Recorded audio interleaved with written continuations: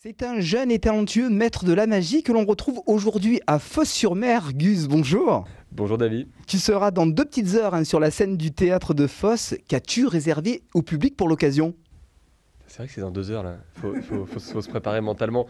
Je leur ai préparé, il y a plein de surprises dans le spectacle, il y a plein de styles de magie que j'aime, donc la magie visuelle, le mentalisme, j'ai un moment un numéro avec un enfant. En fait, c'est de la magie très participative et avec beaucoup d'humour aussi. Tu as un parcours totalement atypique. Au départ, étudiant d'une école de commerce, tu t'es retrouvé dans l'univers de la magie. Comment ça s'est passé, cette étonnante évolution?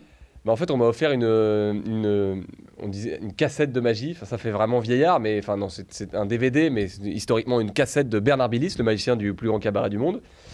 Et j'ai pété un boulon, j'ai adoré tout de suite, j'ai eu vraiment le coup de foudre avec la magie. J'ai commencé à en faire dans des bars, dans des restos, comme ça, sans penser que ça pouvait être un métier. Je savais même pas que c'était un métier d'ailleurs. Je sais d'ailleurs même pas si aujourd'hui j'ai un vrai métier, c'est pas grave. Et ça m'a vraiment plu et j'en ai fait de plus en plus en événementiel. Et mon rêve, ça a toujours été de faire un spectacle au théâtre. Donc là, je vis un peu mon rêve, tu vois. Et c'est à la vingtaine que tout démarre. À 23 ans, tu crées ta propre société de spectacle.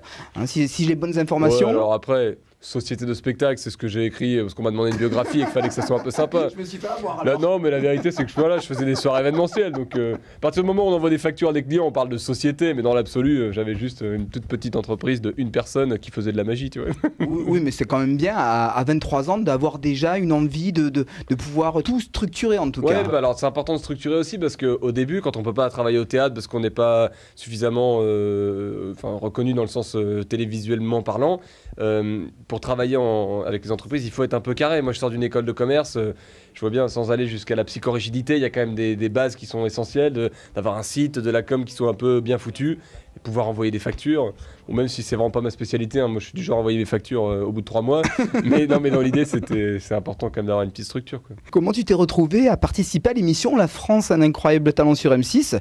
Et tu as d'ailleurs été finaliste de l'émission, et tu en gardes quel souvenir? Alors normalement j'ai pas le droit de le dire mais je vous le dis, ils m'ont appelé, parce qu'en fait on pense que les gens postulent mais non, moi ils m'ont appelé et donc j'ai fait semblant que j'étais pas trop intéressé alors que j'étais extrêmement intéressé évidemment et j'avais des numéros en tête depuis un moment que je rêvais de faire et que je pouvais pas faire, tu sais, je travaillais que dans des séminaires d'entreprise, donc moi j'avais un numéro sur Star Wars, un numéro avec un harpon, donc quand tu vends des spectacles personnalisés pour des banques ou des trucs en conseil de gestion de machin de trucs, c'est un peu compliqué de leur faire croire que vous allez voir la chasse sous-marine, il y a beaucoup de points communs avec votre métier. Donc j'ai pu montrer de la magie que j'avais en tête depuis longtemps et ça m'a fait beaucoup de bien et j'en garde un très bon souvenir. Après, c'est pas le tremplin d'une vie, c'est une étape intéressante pour avancer et ça fait des bonnes vidéos pour avoir des refs et montrer un peu son travail. Mais c'est surtout la suite avec Arthur qui était importante pour moi. C'est quand Arthur a décidé de produire mon spectacle, c'est ça qui a vraiment changé ma vie. Si je te dis David Blaine, Gérard Majax et David Copperfield, lequel serait pour toi une référence? Ah, c'est le trio le plus improbable. David Blaine, David Copperfield et Gérard Majax. J'étais éclectique quand même. Ah ouais, bah non, mais en fait, lequel serait le plus... C'est quoi la question? Pardon, non, mais je t'ai obligé de rire. Tu mets dans le même sac... En fait, Gérard Majax, c'est un très grand magicien français. La référence pour toi, ce serait lequel? Ah bah, la référence, c'est David Copperfield. Et non, mais après, c'est dur aussi parce qu'il y a un vrai truc... Quand je me marre, c'est pas que j'aime pas la magie de Gérard Majax, c'est juste que David Copperfield, c'est le magicien qui a traversé toutes les époques, toutes les générations et qui aujourd'hui, il est encore à la pointe de ce qui se fait. Il a un super spectacle à Vegas, il joue 300 jours par an. Enfin, c'est une montagne de la magie. C'est un peu comme si le Mozart, notre Mozart à nous en magie, était encore vivant. Tu vois, c'est un truc de ouf. David Blaine, c'est un mec qui a rendu la magie ultra cool en télé et qui a marqué aussi le monde entier. Enfin, vraiment, on travaille tous aujourd'hui des choses dérivées de David Blaine, donc c'est incroyable ce qu'il a apporté à la magie. Donc eux, ils ont vraiment on dit rayonnance, je parle pas très bien français, mais un rayonnement plutôt que rayonnant, un rayonnement mondial avec leur magie. À l'inverse, Gérard Majax, il a été très bon magicien en France, il a fait plein d'émissions, il a aussi marqué toute une époque, mais en France. Donc c'est pour ça que, pour moi, ils vont pas tous les trois dans le même panier, même si Gérard Majax en France, il a fait vraiment des choses top et c'est hyper important. Gérard Majax, Sylvain Mirouf, Garcimore, Bernard Billis, même si c'est des époques différentes, c'est des gens qui ont fait beaucoup de bien à la magie parce qu'ils ont montré de la magie et de la bonne magie à la télévision. Et c'est important parce que c'est grâce à ça que nous, aujourd'hui, on peut faire de la magie à la télé, que les gens sont contents de venir voir de la magie et qui trouvent pas la magie, qu'ils aiment la magie, quoi. On parle de magie, mais quelle est la différence entre magie, illusionnisme et mentalisme? Eh bien, figure-toi qu'il n'y en a aucune. Non, mais après, c'est vraiment un débat de vocabulaire. C'est-à-dire que moi, on me demande souvent si tu préfères qu'on dise que tu es magicien ou illusionniste. Je préfère le mot illusionniste parce que je trouve qu'il est un peu plus moderne et il est surtout un peu plus honnête. Parce qu'un illusionniste, c'est quelqu'un qui fabrique des illusions pour faire croire à de la magie. Ah, voilà. Un magicien, c'est quelqu'un qui fait de la magie. Bon, voilà, en 2021, voilà, on sort du Covid, il faut arrêter de prendre les gens pour des cons. On est plutôt des illusionnistes que des magiciens au sens Merlin l'Enchanteur. Et après, mentaliste. En fait, magicien et mentaliste, c'est un peu. C'est deux manières différentes de présenter de la magie, mais le mentaliste utilise des techniques de magie, mais d'une autre manière, qui sont mises en scène d'une autre manière. Quelles sont les qualités d'un bon magicien ? Pour être un bon magicien, je pense que le plus important, c'est vraiment... C'est bateau, hein, mais moi je fais de la magie qui est très participative, donc c'est d'aimer les gens, tu vois, d'être content de faire monter des gens sur scène. Moi, tu vas voir ce soir dans le spectacle, je fais monter 1 ou 2 ou 3 personnes sur scène. Quand ils arrivent sur scène, dans ma tête, ils arrivent dans mon salon et on va faire la fête ensemble et on va essayer de faire le meilleur numéro ensemble pour transmettre des émotions au public. Donc faut vraiment avoir... faut être passionné de magie, mais ça c'est quand même un peu la base. Ouais. Et avoir l'envie de le transmettre et de le partager avec les gens. Donc c'est vrai que les gens il y a parfois des magiciens qui ils demandent le prénom de quelqu'un, puis ils l'oublient, puis ils disent vas-y mets-toi là, puis tu sais qu'ils sont trop sur leur technique et tout, alors que le plus important c'est l'empathie, quoi. Les spectateurs avec lesquels on est vraiment à l'écoute, c'est ceux qui vont nous donner les résultats les plus incroyables et les plus drôles sur scène, et c'est ça qu'on recherche. C'est le partage surtout, c'est ça? Ouais, le partage, ouais. Est-ce que tout est possible en magie? Est-ce qu'il y a un tour que tu souhaiterais réaliser mais qui aujourd'hui te fait défaut? Tout est possible. Oui, moi j'ai encore mon âme d'enfant, donc bien sûr que oui. Après, ça beaucoup ça. Non, ouais, après c'est pas très sexy comme je vais le raconter, mais c'est vrai qu'il y a des numéros. Moi aujourd'hui, les numéros que j'ai dans mon spectacle sont des numéros que j'ai fabriqués dans ma chambre depuis 10 ans. Donc c'est des choses. Maintenant, ça joue en plus grand parce qu'on fait des plus grandes salles et que je les ai réadaptés avec mes équipes. Mais c'est vrai qu'il y a des numéros comme l'idée de voler au-dessus de la scène ou des spectateurs qui sont magnifiques quand on les voit, mais qui sont des années de travail, de recherche et développement qui coûtent un peu d'argent. Ouais. Donc il y a des choses aujourd'hui que je ne fais pas dans ce spectacle parce que je me suis dit que quand même chaque chose en son temps. Mais évidemment, oui, voler, faire apparaître un wagon de train, enfin péter un boulon, quoi. Clairement, c'est quelque chose qui me titille. Je me souviens d'une émission diffusée il y a quelques années à la télévision d'un magicien masqué qui dévoilait les secrets de la magie. En tant que professionnel, tu penses quoi de la démarche de ce confrère, on va dire? En fait, c'est toujours un peu dur de juger les gens, mais c'est vrai que si on connaissait son histoire, c'est pas le cas, mais que le mec a galéré pendant 30 ans, en fait, il a 18 enfants, et puis voilà, tout le monde a faim, et c'est une histoire horrible. Bon, il a fait ça pour bouffer, et tant mieux s'il a... Mais en vrai, je trouve ça complètement débile. Ouais. Et en fait, les gens n'ont pas vraiment envie de savoir. Même les gens qui disent « Ah, s'il te plaît, dis-moi !»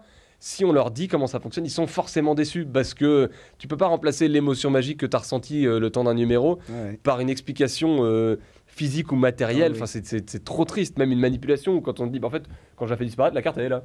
Attends, mais c'est de la merde. Bah non, en fait, mais quand tu le sais pas, c'est magique. Donc ça sert vraiment à rien de dévoiler. Après cette émission, lui, de toute façon, cette émission, elle a pas non plus cartonné parce qu'on s'est rendu compte d'ailleurs que les gens n'étaient pas plus intéressés que ça. Exactement. Et pour la petite anecdote, ce mec, il s'est fait, il y a des magiciens américains qui ont piégé sa bagnole. Et elle a explosé. Alors, il n'était pas dedans, mais... Pas sur nous. Ouais, non, ça aurait été un peu dur de vous l'annoncer comme ça. Il ne faut pas provoquer les magiciens. Surtout que j'ai parlé de ces 18 enfants qui d'ailleurs n'existent pas. Mais non, parce qu'en fait, la magie, il y a quand même une vraie culture du secret qui, pour moi, est pas... C'est important de cultiver le secret et de pas dire bêtement comment fonctionne un tour. Mais dans l'absolu, n'importe qui peut être magicien. Tu vois, il y a un magasin de magie à Paris qui s'appelle Magic Dream. T'y vas, tu te renseignes, tu peux acheter des bouquins. Enfin, j'ai cité ce magasin, il y en a plein. En fait, il y en a dans toute la France. Il y a un magasin ici, pas loin d'ailleurs, qui s'appelle Arteco. Ouais, en fait, il y a aussi un petit tour de France des magasins de magie qu'on peut faire quand on est un peu toqué de magie. Parce que tout le monde n'a pas un peu les mêmes produits. Et bref, donc tout le monde peut acheter des bouquins de magie, mais même sur Amazon en fait. Donc moi, l'idée de cultiver le secret et de ne pas vouloir partager, je trouve ça un peu dommage, mais ça c'est personnel. Lorsque tu jettes un coup d'œil sur ces années écoulées, de quoi es-tu le plus fier professionnellement ? Incroyable cette question. J'ai l'impression d'avoir une carrière ultra longue alors que j'ai largement assez de doigts sur cette main pour compter mes années de carrière. De quoi je suis le plus fier ? Non, je pense que le plus fier, je le vis aujourd'hui, aujourd'hui et depuis quelques mois, c'est la tournée. Parce que c'est vrai que quand on joue à Paris le même spectacle pendant 3 ans et qu'il y a du monde à Paris, il y a un truc qui se passe un peu de... c'est un succès parisien, c'est génial, j'ai de la chance, j'ai beaucoup de chance, il y a des gens dans ma salle, on fait les promos, tout va un peu vite et tout d'un coup là le rythme s'est ralenti avec le Covid puis ça repart et se dire après 1 an et demi, tu sais moi j'arrive à Fos-sur-Mer, je connaissais pas Fos-sur-Mer, c'est la première fois que j'ai un Fos-sur-Mer et puis là l'équipe m'accueille hyper sympa, elle me dit c'est cool, ta salle elle est blindée, tu vas voir c'est complet ce soir. bah, je pense que c'est ça qui me fait le plus plaisir, parce que dans mon spectacle, je parle que de choses qui me font plaisir et qui me passionnent. D'ailleurs, mon spectacle, c'est vraiment moi sur scène. Donc savoir que les gens viennent voir mon univers comme ça me touche, ça me fait plaisir. Que tu veuilles ou non, hein, tu es désormais un nom qui compte dans le monde du spectacle et de la magie. Oh là, tu me l'annonces comme ça. Ça te fait plaisir, mais c'est vrai en plus. Quel conseil donnerais-tu à un jeune, on parlait des jeunes justement, qui souhaiterait suivre ton exemple? Ah bah déjà, surtout pas suivre mon exemple, car je suis pas un exemple du tout. Non, mais après, c'est... j'ai pas envie je peux répondre à ta question en 2 temps. Parce qu'il y a un truc hyper marrant qui se passe en magie, c'est que moi j'ai commencé la magie, on regardait des DVD de magie, et je m'étais dit, ouais, et puis tous les gens de la génération d'avant me disaient, oh t'as de la chance, toi t'es pas obligé de rembobiner la VHS. Je disais, bah ouais, je vis une révolution de dingue. Et je pensais que et récemment j'ai rencontré des magiciens de 15, 16, 18 ans, et eux je me suis rendu compte qu'ils apprenaient tout ou sur YouTube, ou avec ou parfois sur Instagram ou machin. Et puis il y a une nouvelle génération qui est arrivée où je veux pas parler trop comme un vieux con, mais moi je trouvais déjà qu'à mon époque on accédait facilement à l'information, et là c'est même plus qu'on accède facilement, c'est que l'information elle nous écrase la tronche toute la journée, et c'est vachement dur de rester concentré sur... En magie on dit souvent qu'il vaut mieux travailler 3 tours et les faire à la perfection, faire tout le temps, faire 3 tours à plein de gens différents tout le temps et les faire bien, plutôt que bosser 10 000 tours et puis de les faire pas top. Donc moi je pense que mon conseil c'est vraiment de bien bosser son solfège un peu de magie, tu vois, de faire ses gammes, tu vois, il y a des mouvements qui sont incontournables en magie, et de vraiment avoir la patience et la givritude de passer 10 000 heures sur le même mouvement de carte pour que ça soit vraiment magique. Tu le précisais, tu ne connais pas trop Fos-sur-Mer, mais est-ce que tu connais la région, et qu'est-ce que ça t'évoque, toi, le sud-est de la France?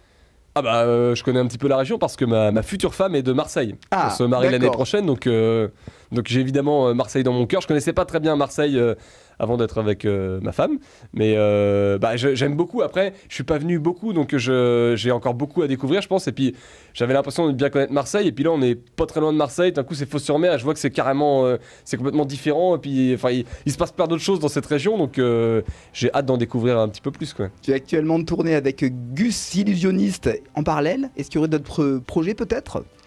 Oui. Secret? Bon, non, mais en fait, secret. Non, mais c'est juste que je l'ai pas encore dit ou annoncé. Ça va passer quand l'interview? Lundi. Non, mais je te le dis. Mais par contre, c'est vraiment la première fois que je le dis. En fait, pendant le confinement, j'ai écrit un bouquin sur la magie où j'explique plein de manipulations que j'adore, des manipulations plus ou moins techniques avec des trucs un peu aériens, accordéon de cartes, tout ça. Donc plein de choses qui me tenaient à cœur d'expliquer correctement. Puis en fait, le mettre dans un bouquin, c'est ce que je trouvais le plus cool. Donc il y a aussi pas mal d'anecdotes et quelques tours de magie. Donc ça va sortir début d'année prochaine. Dans tous les points de vente habituels. Dans tous les points de vente habituels. J'en sais rien, mais je pense que c'est ça qu'on dit. Ouais. Je te confirme. Merci, je le saurai. Gus, c'est un plaisir. On va terminer cette interview pour Maritima en te laissant conclure, comme tu le souhaites, avec un petit message peut-être pour tes fans du sud-est de la France qui t'apprécient tant. Eh ben, un petit message, j'allais dire j'ai hâte de vous retrouver ce soir, mais là si vous regardez maintenant, on est lundi, donc merci beaucoup d'être venu samedi. Vous avez été non, je peux pas dire comment vous avez été, ça n'a pas de sens, je ne sais pas encore comment vous avez été, mais je sais que ça va être dingue, donc merci beaucoup d'être venu au spectacle, et on se voit vite pour un autre spectacle, hein. Pas déconner, hein. On sera là. Merci beaucoup.